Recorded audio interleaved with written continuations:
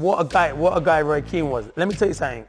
He was the craziest man I've ever come across in football. But he met McCarthy before we went to the World Cup and just said to him, I want things done properly. I want the training facilities good, pitches, everything, or I'm not coming to the World Cup. And Mick met him and said, yeah, everything will be done. It was the worst training ground ever. The fire engine were holes in it. It was rock hard. What escalated in the next 10 or 15 minutes was, I've never seen anything like it in football, being a young 21-year-old player coming through and seeing what happened. I'm Clayton Morrison and this is my Behind the Headlines. Yeah, well, I grew up in an area in Wandsworth. Wasn't the best area, but we made do with what we had with my mum and my sister. It was a single mother brought up in a council estate, but it was all right. Most people have that story of councillors being brought up in council estates. It's how you survive and how you get through it. But that's probably what made me to push to be a footballer. The area that I lived in, it was easy. I could have slipped into a thing of going into crime. Not that I think I would have done it, but a few of my friends obviously did do it, but my mum was like, she always wanted me to stay in and be focused on what I wanted to do. And she said from when I was young, really young, I always had a football in my hand. I was at Tottenham as a schoolboy at 14 years of age, and I was playing well. I thought I was playing well. They'd brought in another striker and decided to sign him as a schoolboy and release me. So I just said to my mum, I'm not doing this football. I've had enough. Football's cruel and it's not for me. I'm not interested. And she knew straight away, if I decided not to do football, I could have easily have gone down a different route, which would have, I don't know what kind of route. I don't think I would have gone down that route, but you just never know. You can always get sucked in, and it's always peer pressure that makes you get sucked in. And I said, I'm not doing it. And credit to my mum. She rang up Peter Nicholas, who was the Crystal Palace youth team manager, and said, can Clinton come in? He decided he don't want to play football anymore. Can he come in for a trial? I went in for a trial, scored a hat-trick, and as they say, the rest is history. But without my mum, I don't think I'd be the person I am today, because when we used to be at Tottenham, we didn't have no car, no transport, just to pick me up from school. We'll get 3 buses, about 2 trains just to get to White Hart Lane to go and train. And like on a 3G for a couple of hours. And she used to drag my sister, so credit to her, because she used to be screaming and moaning, I don't want to go. Why is it always about Clinton and this and that? And my mum was like, well, this is his dream. He wants to do that, so I'm going to help him do it. So I credit her, but I credit her massively for that phone call she made, because it could have been a different scenario and I could have gone easily down a different route, and credit to her. That's why I owe my mum a lot. I didn't speak to my dad for all of 10 or 11 years. He played no part. But at the same time, I know for a fact he was always there. He was there watching me in a pub, because his friends used to say, why don't you go and check for your dad? So I used to say, this is a bit deep now, but I don't mind coming here and telling people deep stuff. He said, why don't you go and check for your dad? I said, well, really and truly, why do I need to come and go and look for my dad really and truly, when at 7 or 8 years of age, he left home and decided to leave and has played no part in my life. But my mum's played the biggest part and put me to where I am today. Because this is another thing that not a lot of people know is, I was Clinton. My name was Clinton Chambers. So I was a Chambers. So, excuse me, when it got to 16, when I was illegally allowed to change my name, I decided to change my name to be Clinton Morrison. So, because on my dad's side it's Chambers, but on my mum's side it's Clinton Morrison. So I decided to change. But obviously, he didn't like it. So I know he had his nose turned out by it. But if he played a bigger part in my life, then maybe. I just wanted, if I'm going to be successful, I wanted my mum to be a big part of that, because she had been there massively for me. It did spur me on to do ever so well, because I could see the struggles that my mum had growing up, like buying me football boots and for Christmas, and then saying to the guy we had, a guy, Steve Sports in the Arndale Centre, she had to say, can I pay you? Like, not straight away, like £10 a month, because she was struggling. She always wanted me to have the latest boots, even if it was a struggle for her or anything, and would always have food on the table. So credit to her how she was. And that did spur me on to be the person I am today. Yeah, great story. I don't mind. I'll tell you the whole truth. But it was after a game. We'd beat them in the first leg of a semi-final, the Worthington Cup. Back then, that's what it was called, the Worthington Cup back then, which is now the Carabao Cup. So we beat them 2-1, 2-1 on the night. And him and Heskey, who's a good friend of mine now, Big Emil, they missed a lot of chances on the night. So I did an interview after the game, and I had scored like 12 in 12 games. So I was full of confidence, and I was this cocky person that I am, and thought I was the best person coming from South London. No one could really talk to me or say anything to me. So I did an interview, and it was a kind of, it didn't go how that is. It made me sound a bit bit worse than it was. But that was what I had to learn with how the media can twist things around. So he said to me, with those chances tonight that Michael Owen missed, would you have put them away? And I said, yeah, the form I'm in, I would have easily put them away without a shadow of doubt. I'm not going to tell one of the world's best centre forwards in the world that I'm better than him. But anyway, 2 days later, I go into training. We had the day off. And the lads are shaking their head. I thought they'd be buzzing. I just scored the winner. It's Clinton. I've just rolled back into the training ground. I'm the big man, so respect me. I was always the big man anyway. So coming in here, you should all be high-fiving me and saying, I'll get your cup of tea, I'll get your breakfast and bring it to the table. But they didn't. They were shaking their head. And I was like, what's wrong, lads? And then they like, look at this headline in the paper. And then it was like, Clinton Morrison will teach Michael Owen how to score goals. Let's be honest. I had a good career. He had an exceptional career. He was one of the best strikers around, Michael Owen. He could score goals and do everything. And what a player he was. So I would have never categorically said I was better than Michael Owen. I might have said at that time, the chances that he had, I would have put away. And I remember meeting him. We had the same financial advisor and stuff, and meeting him on holiday. And I just said, I didn't say that. So I'd like to apologize to you. But it did make me laugh because that's not how it finished, because we then played Liverpool a week later in the second leg at Anfield. And he wasn't playing. He was injured. So it was live on Sky, and I just remember it like because we got beat 5-0. And I knew, they said the team talk, they didn't need a team talk. All they did is pinned up my newspaper article in their dressing room, which I think was brilliant, gold dust. It was brilliant from Houllier. And then all of a sudden, a chance came in the box, and it was right in front of the coppin, and the Liverpool fans had been abusing me all night. And it was on the volley, and it was a chance 9 times out of 10 I would always have put in the back of the net. And I just remember hitting it and having the biggest air shot, and the Liverpool fans abusing me. I heard the Sky cameras went to Michael Owen in the stand. He was having a chuckle, and Gary McAllister came up to me, and this is when I wanted the manager to stop me and said, tapped me on the shoulder and said, don't worry, Clinton, but Michael Owen would have scored that one, mate. Don't worry about it. I said to the manager after 10 minutes, I got a bit of cramp, can I come off? But he said, no, you ain't got no cramp. You go and finish the game off. So I finished the game off, but to be fair, it kind of made me build a good relationship with the Liverpool fans, and I've probably always had the better of Liverpool by scoring a lot of goals. I think I've scored quite a lot of goals against Liverpool, but it's always been good. But yeah, I was kind of misquoted, but I should have been more careful with what I said. I probably said a tiny bit of it, but I was misquoted. I wouldn't say I'm going to teach him how to finish, but it's one of those things, and it's a lesson learned. And I also remember Gerrard saying, who I now speak to, and I know Steven Gerrard quite well, he went, oh, why would an average footballer be telling Michael Owen, who's a world-class footballer, what to do? So I kind of found that funny. Do you know why I found it funny? Because I made Steven Gerrard's book, so it made me a bit more famous. So thanks, Stevie.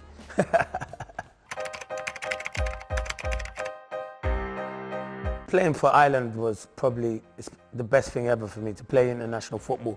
It's kind of a difficult one, to be fair, because being a black person, being brought up in London and South London, and you can tell by my accent, it's not the best South London. It's a proper South London accent, isn't it? So obviously, and so it was really hard. And I remember getting a phone call from Mick McCarthy saying, can he meet me? He knows I've got Irish. My grandma on my mum's side, so my mum was mixed race. So my nan was Irish, so she's white. So God rest her soul, she's not here anymore. But she was like, my Irish nan was like, which her name's Mary Morrison. She was desperate for me to play for Ireland. So she was like, go. But I said, let me go and meet the manager first, because I knew I was getting called up for England under 21s. So I said, let me go and meet him. But it kind of nearly never happened for me with Ireland, because my agent kind of organised it. He had been speaking to Mick, but we turned up an hour late. And when we got to the to the restaurant, Mick McCarthy said, you were 5 minutes from not being an international footballer. I was just about to walk out of it. It's a disgrace. I'm the international manager and you're an hour late. I said, I apologise, the traffic was crazy. But he said, no, I'm not moaning at you. And he just started ripping into my agent, pointing him in his face. And you know how Mick's got the biggest head and the biggest Yorkshire accent. So I kind of stood there and was a bit scared and thinking, do I really want to play for a guy like that? But in the end, it worked out kind of brilliant. But I was always nervous. I was nervous being a black guy, because there was a lot of mixed race guys in there, and Stephen Reid, obviously Phil Babb before, Chris Hughton had played, Paul McGrath, who was a legend over there, an absolute legend. But being like nearly full-on black, I always used to thought, how would I be taken? How would I be appreciated by them? And it kind of, I just remember going over there and just going into the hotel. But this is how funny it was for me, because first time I declared to play for there, went into the hotel and I'm with the first team. But I'm thinking I should have gone in there a bit quiet and not so brash and loud. I've gone in there, South London, jeans hanging down near my ankles, like all my chains out, my rings out and everything, my hat back to front. Stopped at the door. Roy Keane and Keane. That don't happen here, mate. Do you know what I mean? Next time you come in, I said, all right, no worries, perfect. But I just remember my first game against Croatia, coming off the bench, and I was a bit nuts. You know, you're warming up and you can hear murmurs and you're reading in the press, how will it be? And when I came on, it was the biggest cheer I've ever had at a football stadium. They welcomed me. And to make it better, I actually scored on my debut and kissed the badge straight away. And then that's when I felt 100% Irish. There you go. So that was it. But no, that's when I did feel brilliant. So it's kind of things like that that make you appreciate how good the Irish fans were. They were magnificent to me. The best bunch of fans I've ever had. And it was good lads there. And I was accepted. I was accepted by the players. Listen, I did get a few letters from Irish fans saying, oh, this black such and such, why are you playing for our country? But you get that because they're probably young kids who are not probably good enough to go and play international football, and they see me as an English boy born in England playing for their country. But 9 times out of 10, the majority of the people over there to me were brilliant. What a guy Roy Keane was. Let me tell you something. He was the craziest man I've ever come across in football. Like we'll be doing a box and a passing. If he fires a ball into you and you can't control it, I said, yeah, but it's 5 yards away. I won't expect him to control it. He said, well, when I fire a ball into Cantona, Dwight Yorker, Andy Cole, Paul Scholes, they'll control it. There's not much you can say, can you? And he said, you set standards. If you're in international football, like, you should be able to do it. So our training sessions in Ireland just went up leaps and bounds. But yeah, the 2002 was crazy because I remember it like it's yesterday. It was, what were we doing? He had already had it where he met McCarthy because he had already had the hump that we were in economy and the FAI people, when we were flying, were in first class, which are the delegates and that. And he's saying, we're the players, we're important. So during the flight, we got it changed and went into there. And every time then we flew first class, which I thought was magnificent from Roy. But that's the kind of character and the influence he had on the team. But he met McCarthy before we went to the World Cup and just said to him, I want things done properly. I want the training facilities good, pitches, everything, or I'm not coming to the World Cup. And Mick met him and said, yeah, everything will be done as good as we can do. And then we went to the training ground, and so be it. The first time we went to this place, in Saipan, it was the worst training ground ever. The fire engine were holes in it. It was rock hard. The pitches weren't good. But we were only there for it was a warm-up for 2 days. The day Roy Keane left, we went to Chibo, and it was the best city ever, and it had the best facilities ever. But Steve Finnan kind of rolled his ankle, and we did a training session, and it was hot over there, but the goalies had trained earlier. But we had a match at the end, and they said no goal. Mick said the goalies don't have to do anything because Packy Bonner, the goalkeeping coach back then, had took them out earlier to do handling and that. So Roy ripped his top off, went up to the goalkeeper. How can you not do any goalkeeping now when we need a game? We need you out there. So he's going toe to toe with all of them, Alan Kelly, Shea Given, all of them, Packy Bonner. And then he said, I'm going home. He lost his rag. We got on the coach, he said, I'm going back to Manchester. I'm not playing at the world. And I thought something little like that can set him off like that. But then we decided to he stayed, which was brilliant. And we had, Mick Byrne. So we had like a guy who just looked after all the boys, but he kept us going when we were on long trips, making us laugh. And he had a great relationship with Roy. He kind of talked him around a few other players. But I just remember, this was the famous day. We were on the beach walking, me and Roy. We were talking football for like half an hour because I had a great relationship with him. He was good, but some didn't because they didn't know how to handle him. But I did, and it was just talking. He said, make sure you're not here just for the journey. Make sure you're here to play football and, express yourself when you get given your chance and train hard. Train how you play. He always used to say, and that's what I say to any youngster now, train how you play. You can't just turn it on when you're doing it in training. You have to be able to do that in training and do it in a game. So then we went in and we were having dinner, and I remember it. He was sat here and there was probably another seat there, Steve Finnan, and I was next to Steve Finnan, so I was 2 away. And with Ireland, you have a little sing-song, so we're singing all the Irish songs after we finished eating our food. And then Mick comes in, and what Mick said before, he didn't want none of the players to do any press or do any interviews. But Mick's coming with a paper, and he could have probably done it in a totally different way in front of Roy, but it was a bit crazy the way what escalated in the next 10 or 15 minutes was, I've never seen anything like it in football, being a young 21-year-old player coming through and seeing what happened was crazy because both started like throwing insults. So Mick was like, well, in one game, you faked an injury and said you weren't fit. And Roy said, I've never faked an injury. And then Roy started throwing derisive abuse at him by going, basically, can't say the word, but he said, you're a crap player. You had a crap first touch. You're a crap manager. I have no respect for you. The only manager I have respect for is Sir Alex Ferguson. And you know what he said? And the worst thing about it, you're not even Irish, you're English. And I was like, uh-oh. All the English boys who were born in England kind of put their head down and went under the table. I kind of put my head down and thought, uh-oh, I hope he don't come for me saying that. But that's what he said. So I think, but there was history between them two from years back of when Roy once was late for the coach journey. He was late to get back on the coach, and Mick kind of had an argument with him, and they kind of went head to head. And so I think there's always been a bit of history between the two of them, but so they were just abusing each other. But slowly but surely in this, and this is all in the dining room in front of all the players, in the catering staff who probably don't understand what's going on. They're getting closer and closer. A few players get involved, and they're just like verbally going at it with each other. And then all of a sudden, Roy stands up and goes, "Go on then, make a decision. What you're gonna do?" Excuse me, to be fair, Mick had to send him home. As much as us group of players didn't want him to go home, I think he had to send him home. And he sent him home and he said, no, go on, Roy, off you go. And 2 days later, see how crazy it was. He's back in Manchester, walking his dog with his horrendous Theodora tracksuit, and then just with no care in the world, just left the 2002 World Cup. And I think we got to the last 16. I think with Roy Keane there, and we should have beat Spain. We lost on penalties, and we could have beat them. We should have won it in normal time. Ian Hart is a brilliant penalty taker, kind of. But I think with Roy Keane there, it kind of galvanised the squad. But with him there, I think we might have gone one step further, because I think in the time when we were in Spain and it went into extra time, he would have got the boys going even more with what he would have done on the pitch. So it was kind of disappointing, and to this day now, I can remember it like it was yesterday.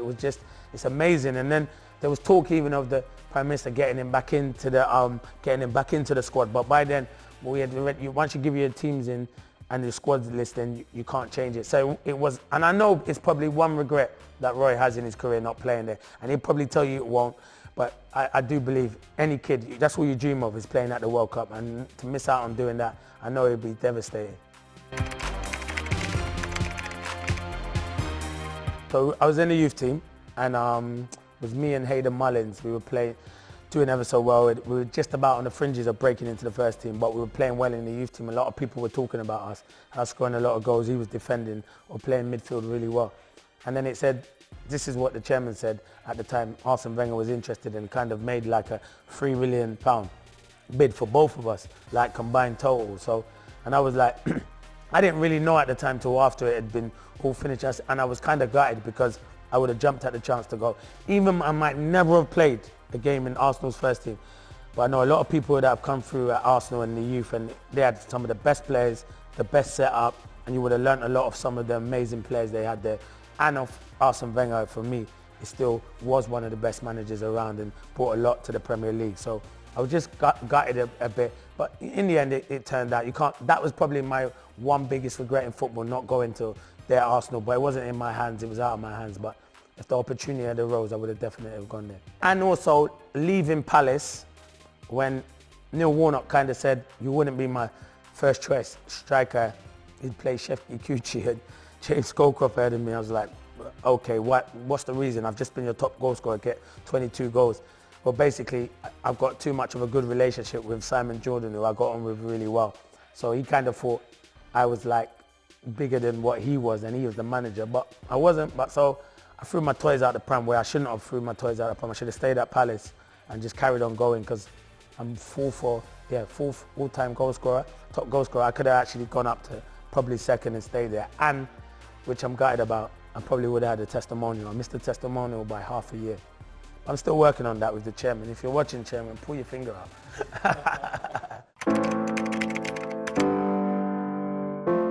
See, this is a good point, because, like we talk about depression. I said it to someone the other day. I think I had a different kind of depression, because my missus would say, I wasn't doing nothing. I was just sitting at home every day, get out of bed, sit on the sofa. This is how my life was. Watch Jeremy Kyle, watch This Morning, watch Neighbours Home and Away, wait for the kids to do something, and then go again. So I wasn't doing anything. So I kind of thought, And my wife was like, you're in a bit of a, you need to go out and do something and start doing something. Because what you have to realize, day to day, I was the person in the change room who always had the banter and would always interact with all the players, and even the staff. I'd go and shake every staff's hand. I just wanted to talk to everyone and feel everyone welcome. And when you're not doing that and you're looking and getting up every morning, I even got a dog.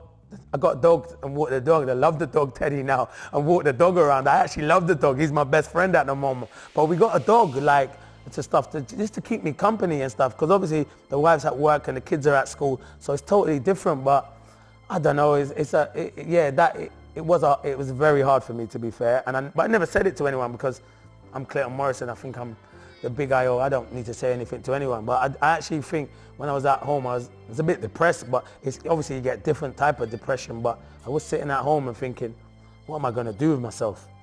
And then obviously media stuff came up, opportunities, and it's kind of good now. I kind of get out of the house and can go and interact, and now I'm starting to do a bit of coaching. So, but it does hit you hard when you finish as a footballer. I've got to say, it's the hardest thing to do ever. And you never think about it. I did used to think about that day coming, but you never think, I ain't going to come sooner. And just bang, it just comes to you, and it does hit you really hard. Yeah, it's a good question, to be fair. Very good question. Show a lot of people more respect, and treat everyone the same. I'm not saying I didn't treat everyone the same, but probably got to a spell where you're a bit of a professional footballer and you're out and stuff like that, and certain people were talking to you, and you kind of like, I won't say I was mad dismissive of people, but probably when you're out amongst friends and stuff and someone asks you, nah, like, not now, mate, I'm with my friends, but nowadays, if someone asks me something to stop me, I've got so much time to sit down and talk to them. So that's probably the best bit of information I give as a person, as being a human being. But as a footballer, just to listen and work hard all the time, and don't argue. I argued too much with my managers, and that's just the person I was. If they would tell me something, I would say to them, no, I don't agree with you. Listen, everyone can have an opinion at football. That's why we love the game of football. But at the end of the day, he's the manager. The buck stops with him. You should listen to him. So to all my old managers, I apologize for being a bit ruthless back then, but I speak to most of them now, so it's all good. I say to my kids now, they want to be footballers. I say there's no guarantees you will be footballers, but you've got to have a good education. And if you have a good education, anything can happen. And if you're a footballer and have a good education, it's brilliant. You've got both of the packages. So I'd always say people who want to be footballers, don't pin your hopes on just being a footballer, because it is very hard to be a professional footballer nowadays. Everyone wants to do it. There's so much players out there. There's so much talent. But you just got to keep working hard and do it. But yeah, that was it really.